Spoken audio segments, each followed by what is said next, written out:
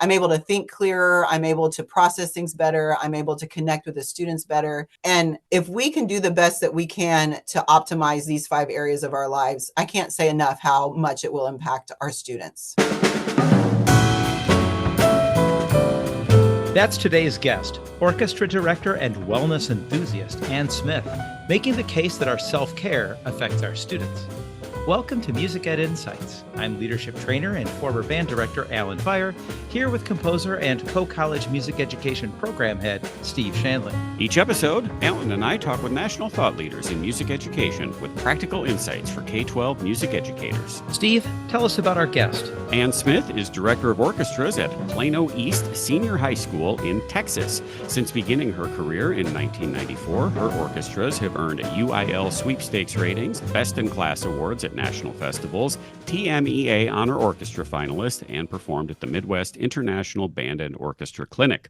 She's also an expert on wellness, which is why we've asked her here today. Find Ann's full bio, show notes, and resources at musicedinsights.com. Alan, what was the takeaway you had from this episode? The tool of thinking in terms of durations, long, medium, and short, is very effective and relatable to me as a distance runner in training. What about you, Steve? Those resonated with me as well, as I am much more prone to focus on those short and medium durations during rehearsals, which can be detrimental come time for a performance. Yes, and remembering the importance of community, having friends. It's pretty timely.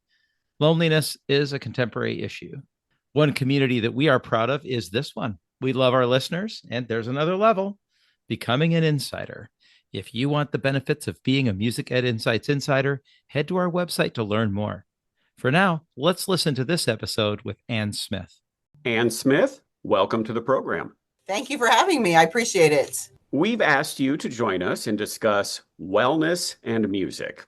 First, what exactly is wellness? And second, why should music teachers care about it? If you had asked me 5 or 6 years ago what wellness was, I would have said it was all about physical fitness and how our body is physically set up and moves around during the day. But as the years have gone by, my idea of wellness has evolved into more of an overall well-being throughout the day and optimizing what our health and happiness is so that we can be in the best place possible for our students.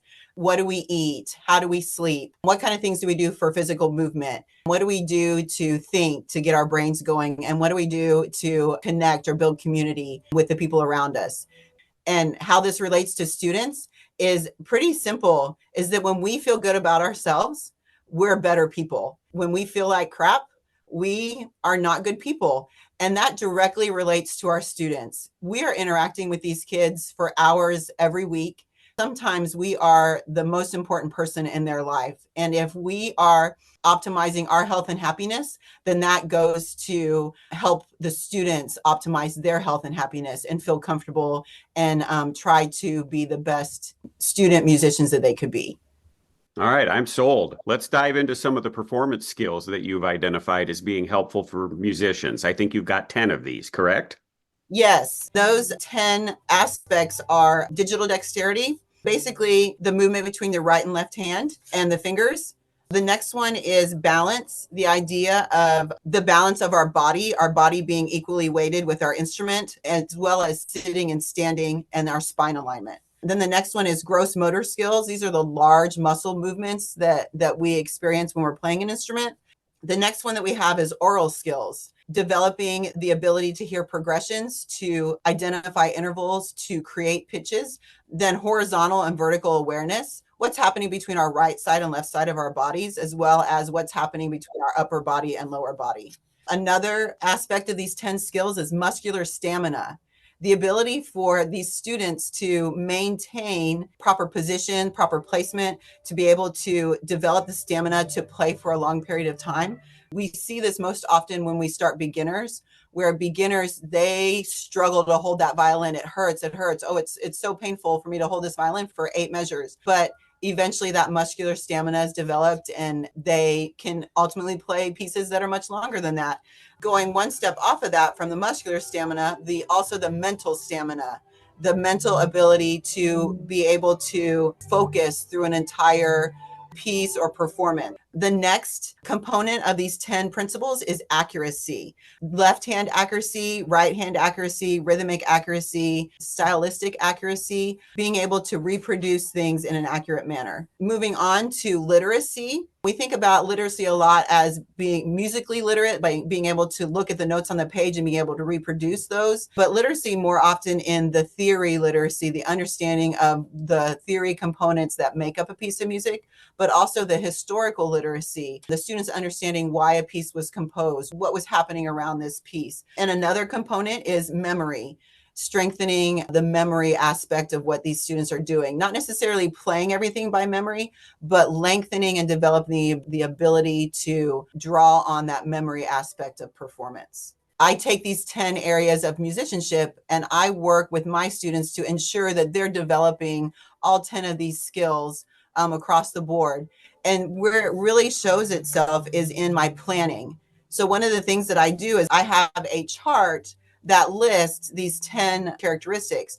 And I go through and I have specific skills or specific targets that I want to develop within these 10 skills. And I go through and I make sure that on Monday, I'm addressing these skills. On Tuesday, I'm addressing these skills. Okay, let's make sure that we bring these back in on Wednesday so that we're addressing all these skills and developing the well-rounded musician. So it's turned into a planning piece for me that I take each week and I make sure that I'm addressing each of these 10 skills within my ensembles.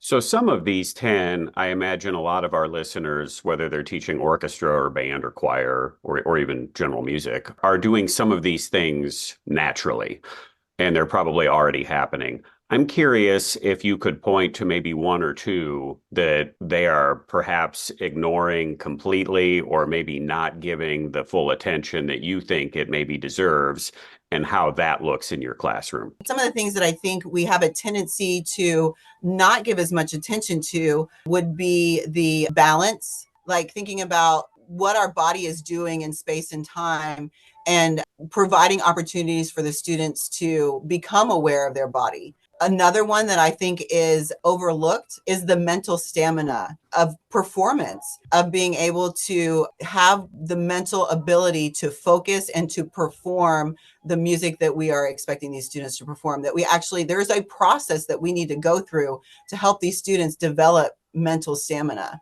I'm particularly curious about mental stamina because one of my approaches to rehearsing is good in that we rehearse small chunks and we have a pretty high level of expectation on each of these phrases. The bad thing about the way I rehearse is sometimes the week before the concert or performance, I'll realize, oh, we haven't run through this at all. And when it's a longer piece of music, that can be especially problematic. But I imagine even if we're talking about a seventh grade orchestra or band or choir where the piece might not be very long, but also their attention spans are not as long and they're, cognitively maybe not as developed. So what are some strategies you've used to improve that mental stamina? That's a great question. And I think one thing that we can talk about that kind of addresses that mental stamina is the idea of these three rehearsal pathways. Wait a minute. Are these the words that I don't know how to pronounce that I was scared of? Yes. Okay. Yes. All right. Make me feel better about these, Anne. In physical fitness, there are three pathways of training: the phosphogenic system, the glycogen system, and I have trouble pronouncing them too, and then the aerobic system. And essentially, the phosphogenic system is short bursts of activity, 8 to 10 seconds long, not anything that is drawn out time-wise. So you think like a 100-meter dash or a 50-meter dash. The next system, the glycogenic system, is working out in like 2-minute intervals. So this would be like a 400-meter dash. And then the aerobic pathway is what you would consider like a marathon runner or somebody that's going to go run a 5K. So we have these short burst pathway, and then we have a medium pathway, and then we have this longer pathway. And I integrate those into my rehearsal in the sense that short, high-powered activities focus on like isolated couple beats long or a couple measures long of technique or of work that we need to do. And these are just short, small bursts of attention or energy. The immediate or moderate powered pathway would be longer musical phrases, scales, bow strokes, longer shifting patterns. And then we get into the long powered activities, which would be longer sections of the work, the whole piece of work that we're doing. And what I do, I realize that these three pathways work together to create the concert cycles so that as we work through the concert cycle, I'm not getting to the end and thinking, oh my gosh, the kids can't play through this piece. So at the beginning of the concert cycle, when we start sight reading a piece, we are doing stuff in the long powered pathway. Then we move into the short pathway and the medium pathway, working small phrases, larger phrases. And then as we move through the cycle, then we start getting into these longer powered activities. And those longer powered activities is what helps develop the mental stamina to get through a piece. One of the things that I developed was I went and I looked at how much time do I spend on these short burst training, medium training, and long training, and actually put times to it and monitored it across the rehearsal cycle.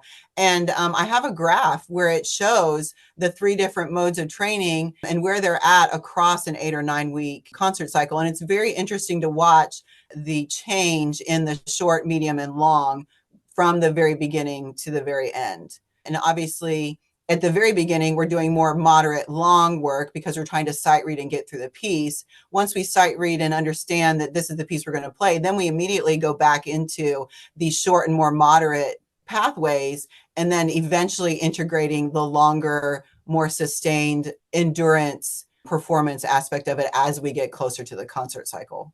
So chances are most of our listeners are disproportionately spending too much time in one of those areas, wherever they're most comfortable. And it would probably benefit them to sort of evaluate, am I doing a little bit of each of these? And not only just for the benefit of the final product, but also I imagine certain students have different learning styles. And so some of these are going to resonate more with them than others. So if we're spending a whole bunch of time on these short bursts, some of the students might really like that and respond to that. Whereas for others, they need maybe that bigger chunk and they resonate with that. But all of the students benefit from all of it. Absolutely. 100%. I can't agree with you more. And so speaking of the students, I'm curious how your own students have responded. I imagine maybe some of the more athletically inclined students are quickly appreciating or relating to these analogies. What has the student response been? Or are you doing all of this and they just don't even know it's happening? That's a good question. And we will talk more about the health aspect or the wellness aspect of things more than we do the actual relationship between athletics and musicianship. So if I can make a difference in a student with their health and wellness from the standpoint of, are you getting enough sleep? Are you not stressing yourself out? Are we building community? With those aspects, if I can make a difference with them on those aspects, then the musical side of things work better. Musicians are athletes. They are small, what I would call small muscle athletes. They're not the running back on the football team or the quarterback, but their athleticism comes from the movement of their smaller joints. And if they approach music from that standpoint, then they're going to understand and appreciate better the idea of warming up, the idea of movement is important, and the idea of let's avoid injury. And so I think it's really important that we look at student musicians and other musicians as athletes, as small muscle athletes. This is also making me think about the fact that in the course of any rehearsal or a week's worth of rehearsals, there are going to be things that we are doing that some students like a lot and some students tolerate to get to the other stuff that they do like. You know, we might do singing in our instrumental classes, and some of the students are thinking, well, I don't like to do that, but some of them love it. And sight reading and warm-ups. And maybe one of them really likes this piece of repertoire and hates this other piece. And I think as teachers, sometimes when we're presented with, hey, here's a new thing to consider implementing, we might think, oh, the students won't like that, the collective students. And what we don't really consider is, yeah, there isn't really anything that all of our students universally love or universally dislike. There are going to be certain things that resonate with them more than others. And I feel like this is a great example of that, that this could be something that I implement with my college jazz band next week. And some of them might roll their eyes, but some of them might be like, oh, this is great. This is what I've been waiting for. And I just never knew it. Everybody will gain an appreciation or come to a realization that it's important at a different time. So the students that roll their eyes at the warm-up movements that we have at the beginning of class, there's going to be a point in time where it's going to click and they're going to realize, oh, this is important to me. And I think it's a responsibility for us as directors that we know what is best for our students and make sure that we're integrating that into our rehearsals and into our classrooms. I remember when somebody tried to convince me that singing was important. And I had that same thought process as my students of, I don't sing, I'm in orchestra. I'm not a good singer. This is why I teach orchestra. If I wanted to teach singing, I'd be a choir director. But then what I had to realize is that I didn't want to do it, not because I'm a bad singer, but because I'm uncomfortable with it. I'm not comfortable with it. And most of the time, we as directors limit what we're willing to do with our ensembles based on what we're comfortable or not comfortable with. And it's the realization that so much of what we decide to teach and do in our classroom comes from what we're comfortable with and what we're not comfortable with. And I experienced that just yesterday when I was going through these pieces. I was like, oh, I don't know if I can teach that, and click off of it and move on to the next one. So we need to be willing to step out of our comfort zone. What else should we be aware of, or if we want to learn more about integrating wellness into our rehearsals or just our overall teaching philosophy? Do you have any other suggestions for places we can go to investigate? I would encourage directors to really look into these 5 factors of health. The 5 factors of health are eating, nutrition, sleep, optimizing our sleep, physical fitness, training. What are we doing physically throughout the day? Thinking, what kind of things are we doing to build our mind? And then what are we doing to connect? What are we doing to build a community? I am a better teacher. I'm a better musician when I am optimizing my health and wellness. And so whatever I need to do to make sure that I'm eating well, that I'm sleeping well, that I'm recovering from all the many activities that we have, that I'm keeping my stress levels at a manageable place, all of these things make us better teachers for our students. And if we are trying to make those 5 things the best they can be in our lives, then they're naturally going to spill over into our students and our ensembles.